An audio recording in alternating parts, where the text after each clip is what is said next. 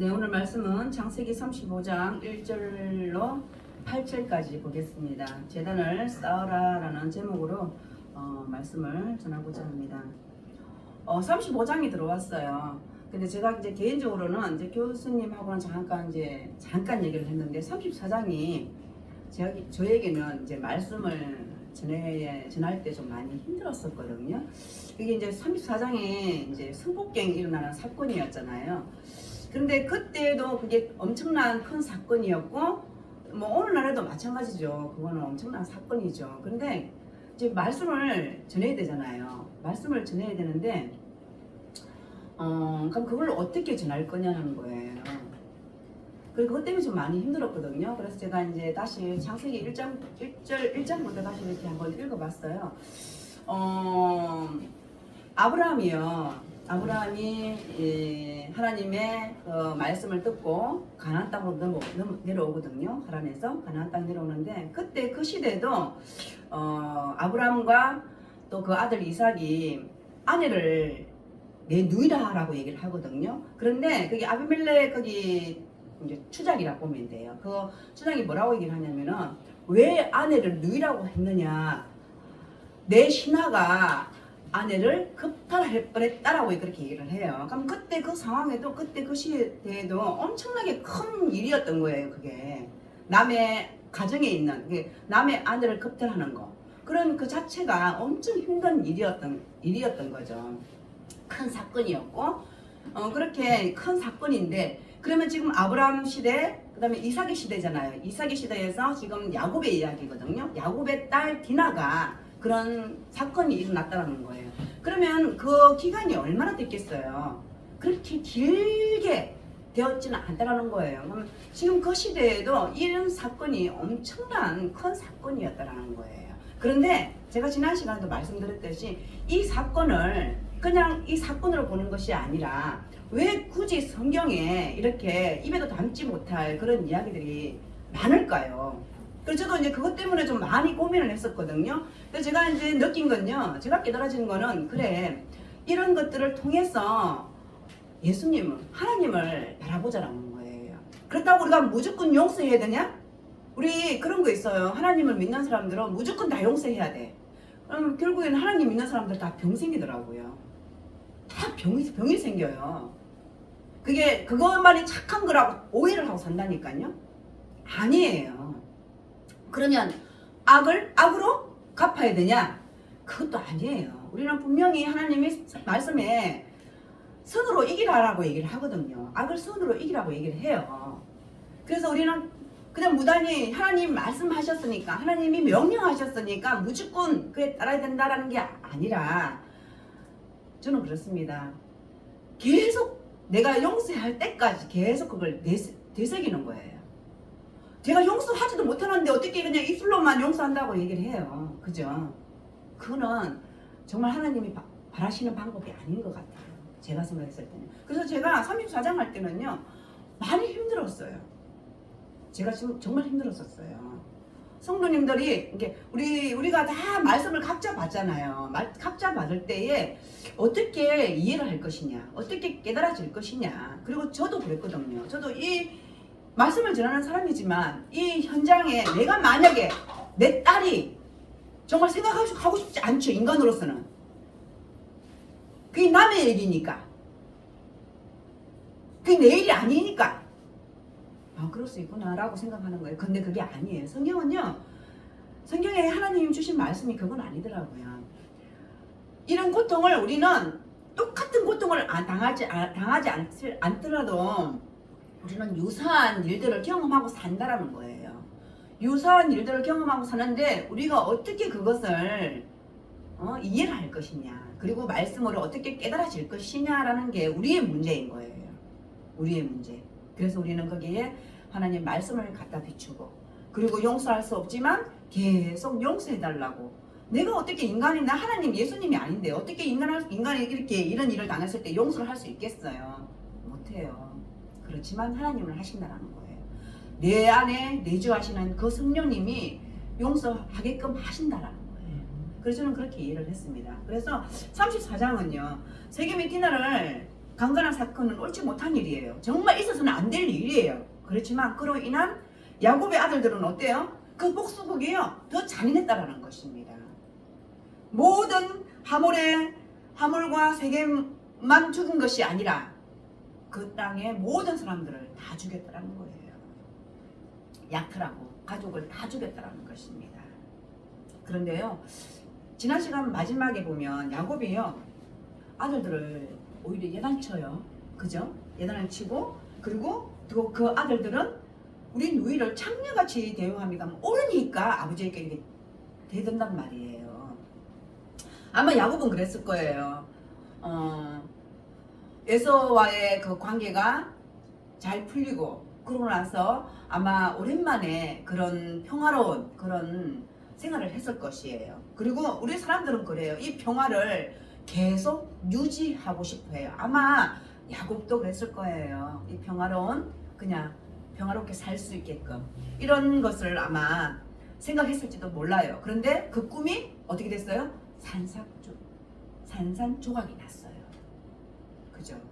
그게 자기가 의도했던 의도하지 않았던 아마 야곱은요 어렵게 찾은 행복이 망가질 것을 아마 두려움에 사로잡혀서 있었을 거예요.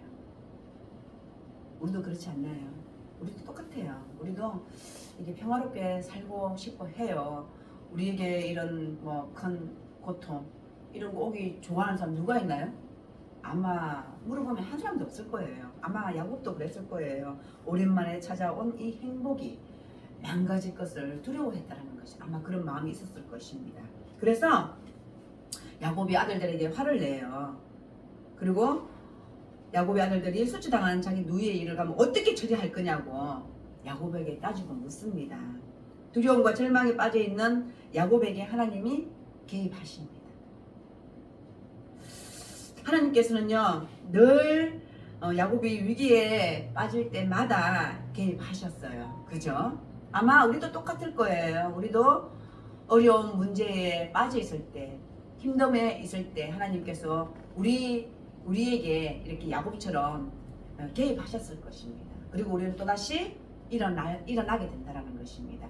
바로 그렇습니다. 야곱이요 하나님을 만난 그 순간을 기억해낸다는 것입니다. 그리고 하나님이 그것을 기억하게끔 야곱에게 찾아오셨다는 것입니다. 바로 그것이 하나님의 개입이다라는 것이에요. 바로 그렇습니다. 창세기 28장을 보면요 야곱은요 형 에서를 피해 들에서 방황할 때 인생의 가장 어려운 순간을 맞아요. 바로 절망 그 자체의 상황이었는데요. 그런 상황에서요 야곱은요 꿈에 사닥다리를 보게 되죠. 그리고 천사를 보고 하나님을 만나게 됩니다. 야곱은요 그곳에서 하나님을 처음 만났어요. 아마 우리도 마찬가지예요. 우리도 내가 믿는 그 하나님이 또 내가 만난 하나님이 있다라는 것입니다. 여러분도 다 그렇죠. 그러니까 지금 이곳에 앉아 있는 거예요. 그렇습니다. 야곱은요 그동안 조부와 아버지를 통해서 하나님을 믿었다라는 거예요. 야곱은요 인생의 가장 어두운 순간에 하나님을 처음 만났다라는 것입니다.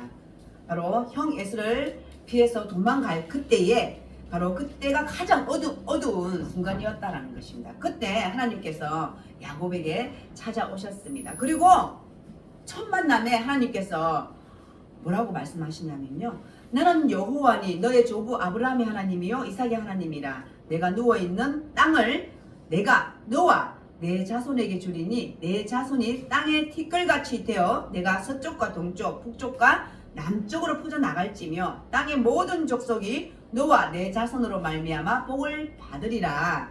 내가 너와 함께 있어 내가 어디로 가든지 너를 지키며 너를 이끌어 이 땅으로 돌아오게 할지라. 내가 내게 허락한 것을 다 이루기까지 너를 떠나지 아니하리라 라고 하나님께서 야곱을 처음 만났을 때 이렇게 말씀하셨어요.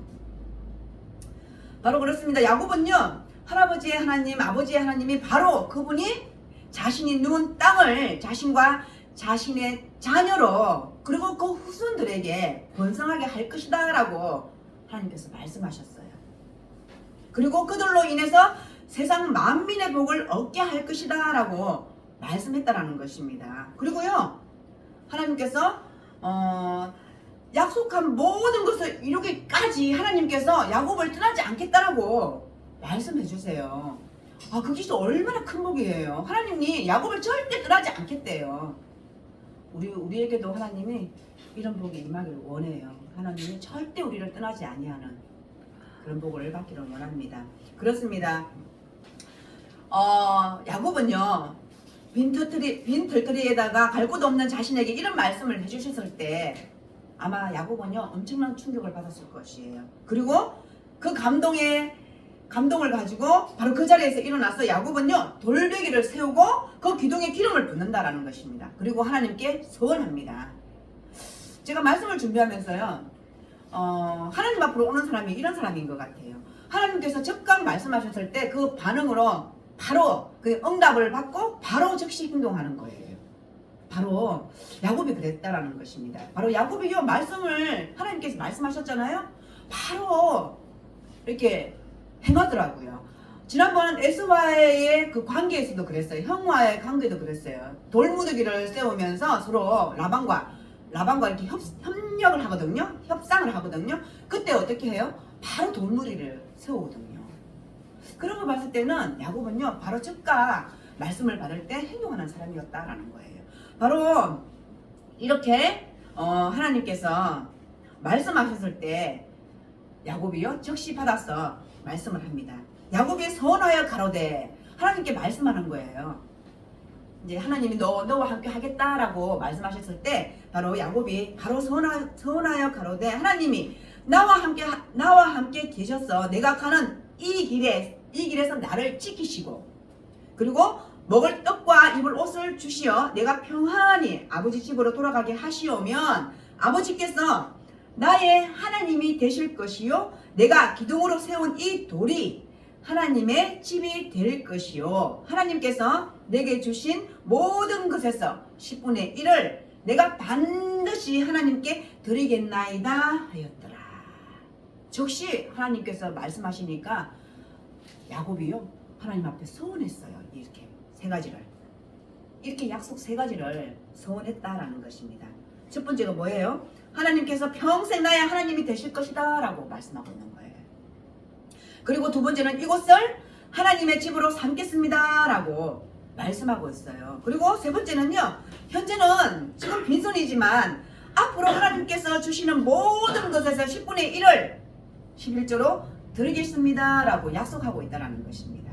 바로 이것이요 베델의 소원이다라는 것입니다. 그리고 약속이다라는 것입니다. 그러나 야곱은요 그러나 야곱은요 약속의 땅에 들어왔어요. 하나님이 명령하셨잖아요. 가라. 그리고 에서와의 관계도 좋게 풀렸단 말이에요. 그리고 이렇게 약속의 땅에 들어왔는데 하나님을 기억하지 못했다라는 것입니다. 왜? 현실 속에서 부딪힌 갈등과 고민과 두려움에 빠져서 절망하고 있다라는 것입니다. 지금 큰 어려움을 겪고 있잖아요. 그죠? 34장을 통해서 보면요. 그래서 하나님께서는요 불안하고 초조하고 두려움에 사로잡혀 있는 야곱에게 하나님께서 말씀하십니다. 하나님은 세겜에 머물고 있는 야곱에게 베델로 올라가라 라고 명령하고 있습니다. 그리고 하나님은 이제 베델의 그 약속을 지키라 라고 명령하고 있습니다. 하나님께서 너 복을 줄게 라고 하셨고 그리고 야곱은 예 알겠습니다. 제가 하나님이 이렇게 지켜주시면 하나님의 집이라 라고 고백하고 그리고 내가 하나님 살게 해주시면 잘 살게 해주시면 넉넉하게 살게 해주시면 하나님이 복을 주시면 이래요. 결국에는 제가 10분의 1을 반드시 드리겠습니다 라고 말씀했다라는 거예요. 근데 야곱은요 잊어버리고 있었어요. 그런데 하나님께서 오늘 1절 말씀을 통해서 보면 다시 그것을 기억나게 하셨다라는 것입니다. 한번 35장 1절을 한번 다 같이 보겠습니다. 하나님이 야곱에게 이르시되 일어나 베델로 올라가서 거기 거주하며 내가 내 형 에서의 낯을 피하여 도망하던 때에 내게 나타났던 하나님께 거기서 제단을 쌓으라 하신지라. 네, 바로 하나님께서 야곱에게 베들로 올라가라고 말씀하셔요. 그런데요, 이게 1절에서 보면 35장 1절을 통해서 보면요, 하나님께서 세 가지를 말씀하시는데요. 한번 볼게요. 첫 번째 말씀은요, 일어나라 라고 얘기해요. 하나님 야곱에게 이러시되 일어나 이렇게 말씀하시거든요. 일어나라 라는 거예요. 첫 번째는요. 그리고 두 번째는요, 일어나 어디로 가라고 말씀하세요? 베들로 올라가라 라고 말씀하고 있어요. 두 번째 말씀은 베들로 올라가라 라고 말씀하고 있습니다. 그리고 세 번째는요, 거기 거하라 라고 말하고 있어요. 이 축복의 동사는 세 가지가 여기 있는데, 일어나, 일어나라, 올라가라, 그리고 거기에 거하라 라고 말씀하고 있어요. 첫 번째 일어나라 라는 뜻은요, 지금 야곱이 어떤 상황에 있어요? 어떤 공경에 빠져 있어요. 지금 겪고 있는 이 현실적인 어려움에 빠져 있지 말고 벗어나라 라고 말씀하고 있어요. 어디 나타나냐면요, 30절에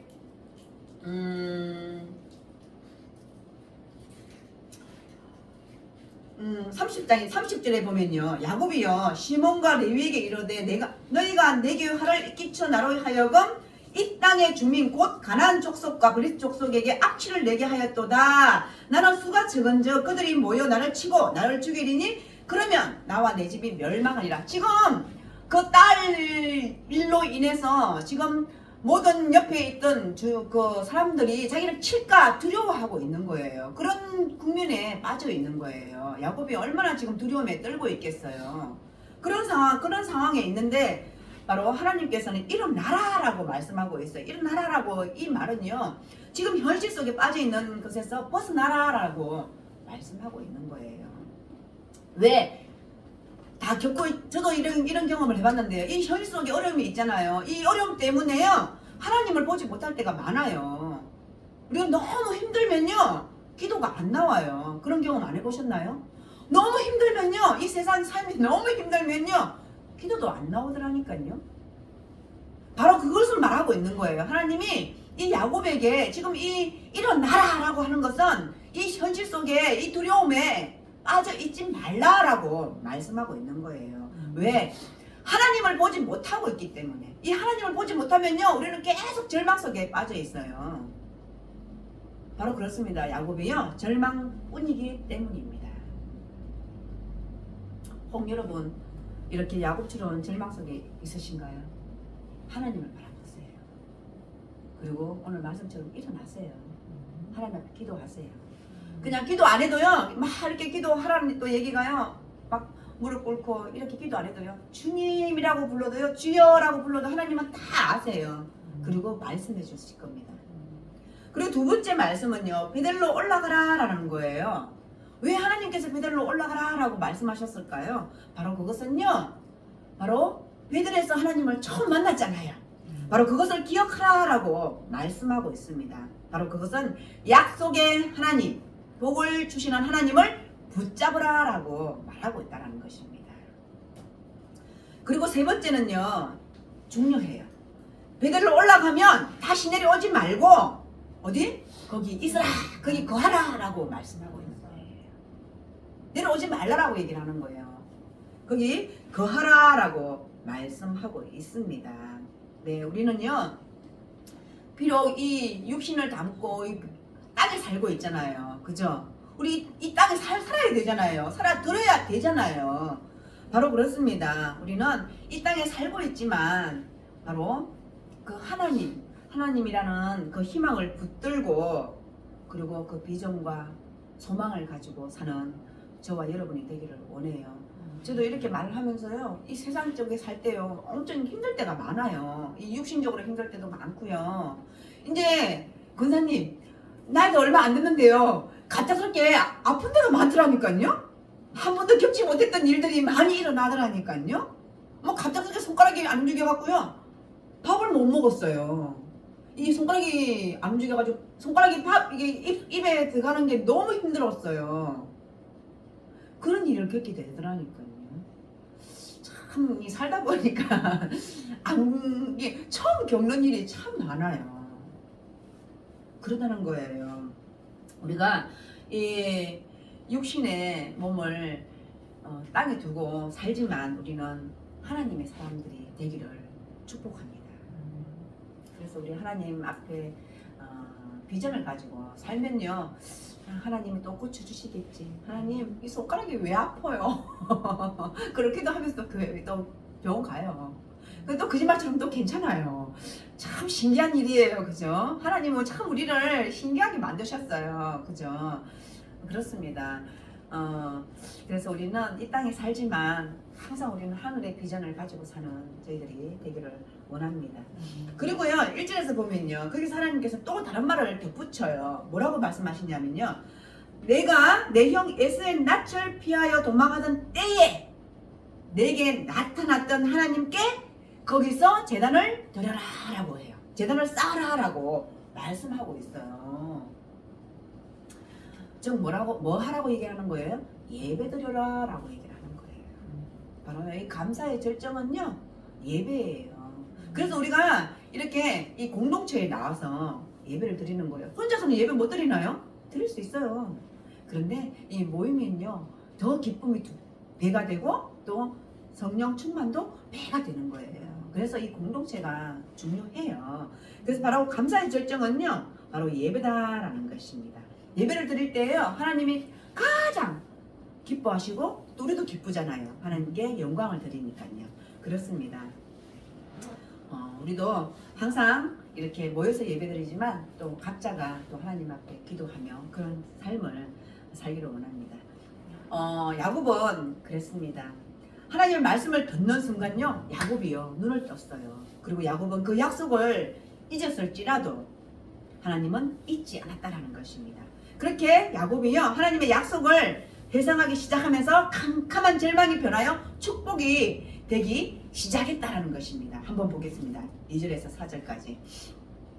야곱이 이에 자기 집안 사람과 자기와 함께한 모든 자에게 이르되 너희 중에 있는 이방 신상들을 버리고 자신을 청결하게 하고 너희들의 의복을 바꾸어 입으라. 우리가 일어나 베델로 올라가자. 내 환난 날에 내가 응답하시며 내가 가는 길에서 나와 함께 하신 하나님께 내가 거기서 제단을 쌓으려 하노라 하매 그들이 자기 손에 있는 모든 이방 신상들과 자기 귀에 있는 귀고리들을 야곱에게 주는지라. 야곱이 그것들을 세겜 근처 상수리 나무 아래에 묻고라고 말하고 있어요.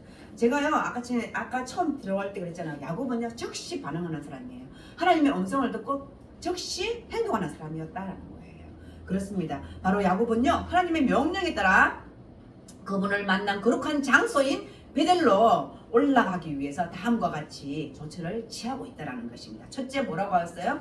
야곱은 가족과 일행이 가지고 있는 우상들과 귀고리들을 모아 땅에 묻었다라고 말씀하고 있어요. 그죠? 아마 라헬이요, 그 아버지 라반 아버지 집을 떠나올 때 드라빔을 훔치고 왔죠. 바로 드라빔을 훔친 이야기를 보듯이 야곱의 일행은요, 밧단 아람에서 우상을 지니고 있었을 것이다 라고 생각하고 있어요. 그리고 아마도 세겜 사람들을 약탈할 때 세겜 사람들을 다 죽였잖아요. 그럼 그곳에 있던 그 우상들, 그 약탈할 때 아마 우상들이 들어왔을 것이다, 가지고 왔을 것이다 라고 추측할 수 있어요. 그죠? 아마 그래서 그것들을 취했기 때문에 아마 야곱이 이렇게 모든 식구들에게 말했을 것입니다. 백성들로 하여금 세겜에서 백성들로 하여금 그들이 섬기던 우상들을 버리게 했다라고 말씀하고 있어요. 그리고요, 여기서 우리 귀걸이라고 말하면 우리가 일상적인 귀걸이 이런 것을 생각할 수 있는데요, 아니에요. 이 귀걸이는요, 그냥 장식물이 아니라 신상 모양으로 아마 장식해서 부적처럼 그렇게 달고 다녀지지 않았을까라고 추측합니다. 그래서 이것은요, 우상 숭배의 상징으로 여겨졌다라는 것입니다. 그래서 아마 그런 오늘 말씀한 것 같이 이렇게 이방 신상과 그리고 귀걸이들을 모아서 상수리 나무 아래에 묻었다라고 말씀하고 있습니다. 바로 야곱은요, 자기 집에 있던 우상 숭배 흔적을 어떻게 했어요? 모두 버렸어요. 우리가 이렇게 또 제가 또 이렇게 말씀하면 난 또 우상 없나? 뭐 이렇게 생각할 수도 있는데 우리도 있을 수 있어요. 그죠? 그런데 우리는 항상 그런 생각을 하다가도 우리는 또 항상 우리는 어떻게 생각해요? 하나님이 최고. 그죠? 하나님이 나의 모든 것을 책임져 주시고 하나님께 우리는 다 의탁하잖아요. 그죠? 그런 것처럼 바로 야곱은요, 하나님이 기뻐하시지 않을 그 일 다 땅에 묻었다라고 말씀하고 있습니다. 네, 우리도 살다 보면요, 하나님이 기뻐하시지 않을 일을 우리가 생각하면 돼요. 그리고 안 하면 돼요. 그죠? 그것은 각자의 일이라는 것입니다. 그리고 둘째로는요, 야곱의 가족과 일행이 몸을 깨끗이 씻고 깨끗한 옷으로 갈아입게 했다라는 것입니다. 이것은요, 공동체의 구성원들이요, 우상들을 버린 뒤 몸과 마음을 정결케 하고 그동안 자신과 공동체를 지켜준 하나님 야훼를 향한 구성원들의 신앙적 자세를 새롭게 하기 위해서 이렇게 했다라고 보시면 됩니다. 그리고요, 5절에서 8절을 보면요, 이제 모든 우상 것들을 다 상수리 나무 아래에 묻었어요. 그리고 5절을 보면요, 그들이 떠났으나 라고 얘기를 해요. 이 그들이 떠났으나, 야곱이 떠났다라고 어디로 올라가는 길이에요? 베델로 지금 이제 올라가기 위해서 떠났다라고 말씀하고 있거든요. 근데 하나님이 그 사면 골들로 크게 두려워하게 하셨으므로 오히려 야곱이 두려웠었는데 이제는 하나님께서 그 반대로 그 골 사람들을 두렵게 만들었다라는 거예요. 참 하나님은 정말 좋으신 하나님이세요. 그죠? 믿는 자들에게. 네, 그렇습니다. 기도하면요, 그리고 하나님 말씀하셨을 때 우리가 즉각 그 말씀에 순종하면요, 이렇게 반대로 이렇게 만들어 주신다는 거예요. 바로 그 사면 골들로 크게 두려워하게 하셨으므로 야곱의 아들들을 추격하는 자가 없었더라라고 말씀하고 있어요. 어떻게 보면요, 야곱의 가족들은요, 하나님 말씀을 듣고, 이게 야곱이 하나님 말씀을 듣고 베델로 올라가는 길이잖아요. 그런데 반대로 이 사면 사람들이, 골 사람들이 생각할 때는 도주하는 걸로 얘기해 줄 수도 있어요. 그죠? 그런데 그렇지 않다라는 거예요. 바로 하나님께서 이렇게 만들어 주셨다는 것을 볼 수 있습니다. 그리고 그의 모든 일행은요, 무사히 베델에 도착할 수 있었다라는 것입니다.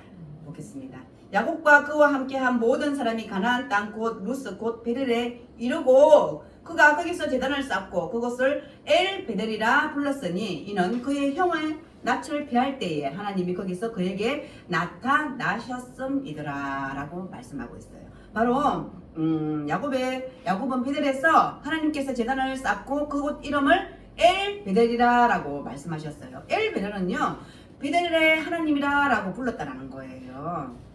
바로 그 이름은요, 그가 형 에서를 피해 파단암으로 갈 때 베델에서 하나님을 만난 것을 회상하면서 지었다라는 것입니다.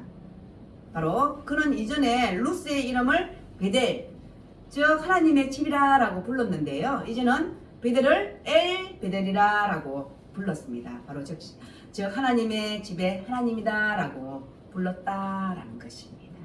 네, 우리도요, 어디로 가든지 다 하나님 앞에 예배하는, 기도하는 저와 여러분이 되기를 원해요. 8절 한번 보겠습니다. 마지막 절 보겠습니다. 리브가의 유모 드보라가 죽음에 그의 베델 아래에 있는 상수리 나무 밑에 장사하고 그 나무 이름을 알론 바쿠시라 불렀더라 라고 말씀하고 있습니다. 네, 7절까지 이제 야곱 일행, 야곱의 이야기가 이제 끝나는데 8절을 보면 뜬금없이 리브가가 누구예요? 야곱의 엄마예요. 야곱의 어머니라는 거예요. 이삭의 아내라는 것입니다. 리브가가 나오는데 이름만 나와요. 그리고 유모 드보라가 죽었다라고 말씀하고 있어요. 참 특이한 점이죠. 그죠? 뜬금없지 않나요? 네, 이게 좀 특이해요. 리브가가 나오는 것도 아니고 리브가의 유모인 드보라가 죽었다라고 말씀하고 있습니다. 창세기는요, 또 한 가지, 창세기는요 각 족장들의 죽음을 언급해요. 그죠? 나중에 이제 이삭이 죽어요. 이삭이 다음 이제 시간에 보면 35장에 죽더라고요.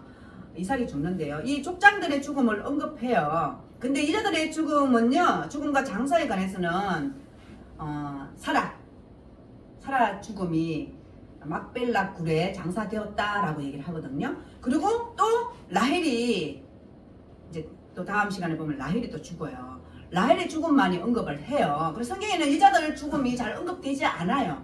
그런데 사라와 라헬과 같이 이렇게 더불어 죽음을 언급하고 있다라는 것입니다.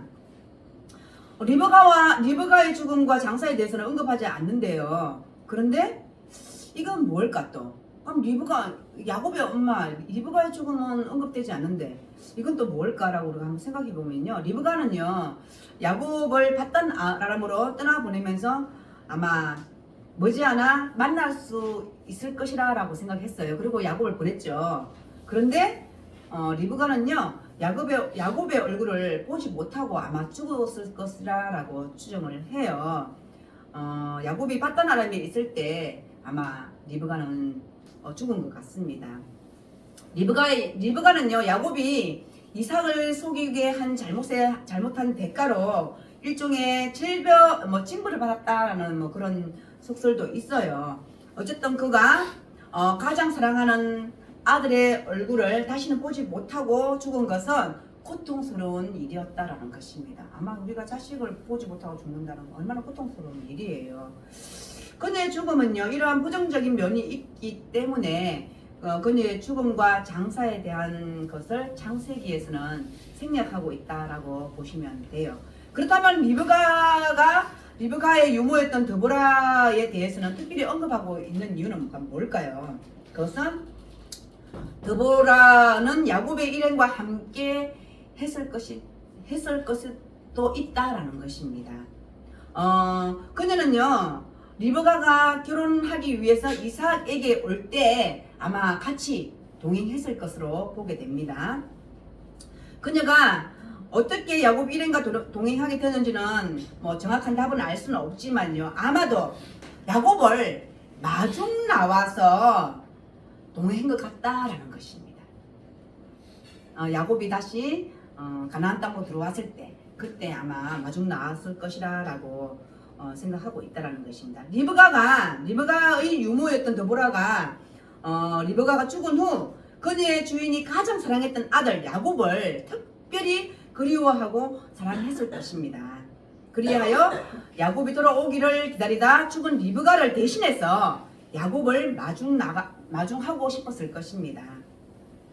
그래서 따라서 야곱에게 있어서 드보라는 죽은 어머니를 대신할 만한 그런 인물이었다라는 것입니다. 그리하여 창세기는 족장들의 죽음과 장사, 그리고 그들의 가장 사랑했던 아내의 죽음과 장사를 언급하면서 리브가의 경우를 생략하고 그녀를 대신한 그 인물 드보라를 언급하면서 아마 조화를 이루고 있다라고 보시면 됩니다. 말씀을 정리하겠습니다. 가나안 땅에 무사히 돌아온 야곱은요, 자신을 보호해 주시는 그 약속한 그 하나님에게 제단을 쌓으라라고 말씀하고 있습니다. 바로 이 감사 예식은요, 이 감사 예배를 준비하기 위해서는요, 야곱은 자신의 공동체를 정결하게 하는 그런 조처들을 취했습니다. 즉 우상을 버리고 몸을 깨끗이 씻으며 깨끗한 옷으로 갈아입게 하는 것입니다. 잘못된 그 신앙을 버리고 마음과 생각을 깨끗이 하며 행동과 습관을 바르게 하는 것이다라는 것입니다. 바로 이러한 조처들은요, 베들에서 드릴 예배를 위한 준비였다라는 것입니다. 그리고 여기에서 야곱과 그의 일행들은요, 이제부터 새로운 삶을 시작하겠다라는 상징적인 의미도 내포되어 있습니다. 뭔가 마음과 생각과 삶의 방식에 있어서 과거를 털어버리고 새롭게 살아보겠다라는 그 의지와 각오가 엿보입니다. 이런 것은요, 이러한 자세는요, 바로 우리에게도 꼭 필요한 것이지요. 야곱이요, 제단을 쌓아서 하나님께 바칠 때요, 하나님은 베델에서 야곱을 다시 만나 주셨습니다. 그에 대한 또 하나님의 약속을 다시 확인시켜 주셨습니다. 네, 오늘 하나님께서 야곱에게 일어나라 라고 말씀하시고 계시고요. 그리고 베델로 올라가라 라고 말씀하셨습니다. 그리고 거기서 내려오지 말라라고 말씀하셨어요. 네, 그리고 거기서 하나님께서 제단을 쌓아라 라고 말씀하셨습니다. 즉 지금 저희들이 이렇게 드리는 그 예배, 바로 오늘 이 예배를 통하여서 또 하나님이 기뻐하실 줄 믿습니다. 그리고 저희들에게는 말씀으로써 또 우리가 능히 이 세상 살지만 삶을 하나님께 영광드리며 살아드릴 수 있는 바로 그 말씀이다라고 생각됩니다. 이제 오늘 종료주일이에요. 그리고 내일부터 또 이렇게 우리가 고난주간에 들어가요. 고난주간. 제가 또 이렇게 아까 우리 권사님에게도 말씀드려봤지만 하여튼 처음 겪는 일이 많더라고요. 여러분들한테 뭐 어떻게 하십시오, 고난주간 어떻게 보내십시오라고 저 말하지 못해요. 왜? 각자 처지가 다 다르기 때문에. 그래서 뭐 금식을 하세요, 이렇게 저 금식할 거니까 금식하세요, 이렇게 못해요. 왜? 약을 드시는 분들이 있기 때문에요. 그래서 그냥 우리가 예수님을 생각하고, 그 자체가 고난입니다. 예수님을 생각하고 또 예수님의 그 발자취를 말씀을 통해서, 성경을 통해서 한 주간 동안 저희들 그렇게 기도하면서 지내는 그런 주간이 되기를 기도하겠습니다. 하나님 참으로 감사합니다. 오늘 말씀을 통하여서 하나님 야곱 같은 우리들에게도 하나님의 말씀을 통하여서 또 소망을 가지게 하시고 비전을 가지게 하심을 참으로 감사합니다. 한 주간 우리들의 삶 또한 주님으로 인하여 기쁘게 하시고 평안할 수 있도록 주님 도와주시옵고, 또 우리 삶 속에서 하나님께 영광을 나타낼 수 있는 우리 각자의 자리에서 힘써 충성할 수 있는 우리들이 될 수 있도록 주님 도와주시옵소서. 감사드리며 예수님의 이름으로 기도드립니다. 아멘.